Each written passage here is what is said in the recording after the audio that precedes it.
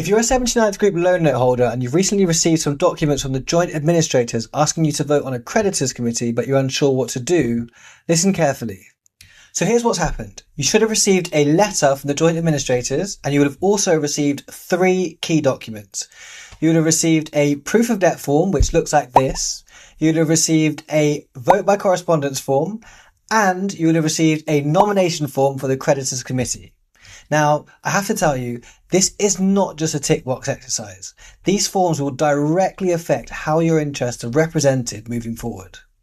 There is one quick but really important point. Now, there are some slightly different versions of the form that you've been sent, and the one that you need to complete depends on which treasurer your money was actually paid to. The chances are you probably don't know which one that is straight away. So what you want to do is have a look at the letter that you received.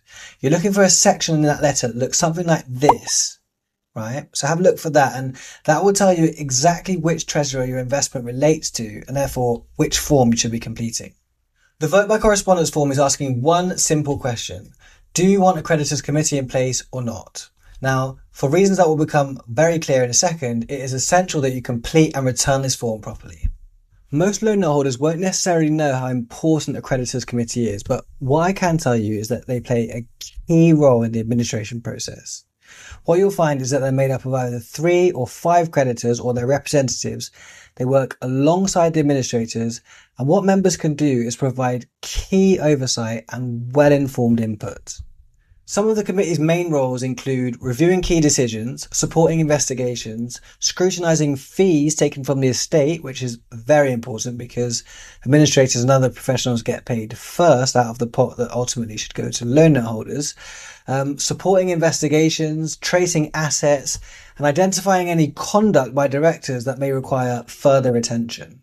Now, that last point is particularly important because, of course, meaningful recovery often depends on the quality of those investigations. It is also worth noting that the committee's job is to represent the interests of all creditors, not just their individual positions. That's why having the right people on the creditors committee is so important. We're recommending that you nominate a representative from Insolvency Law to sit as one of the 5 committee members. Not to control the process, but to strengthen it.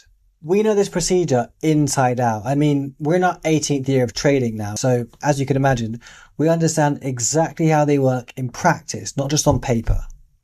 We know very well what can and can't be challenged. We know how to strive to get the best possible outcomes within the rules, and we can act as a strong, well-informed voice. It's also important to be clear that committee members don't get paid, so the motivation is simple. The goal is to improve outcome for creditors, because the reality is you don't improve one creditor's position without improving the position for everyone. Remember, we've already spent a significant time investigating the 79th Group. They were on our radar long before they even started defaulting or, of course, entered into administration. That puts us in a really strong position to support meaningful investigations, ask the right questions, and ensure proper accountability throughout the administration. The deadline for submitting these forms is strict and very strange. As you'll see from the form, it says that it must be delivered by a minute before midnight on the 10th of April. But if you're sending it by email, it's deemed to be delivered the next day. So it's best to do it as soon as you possibly can.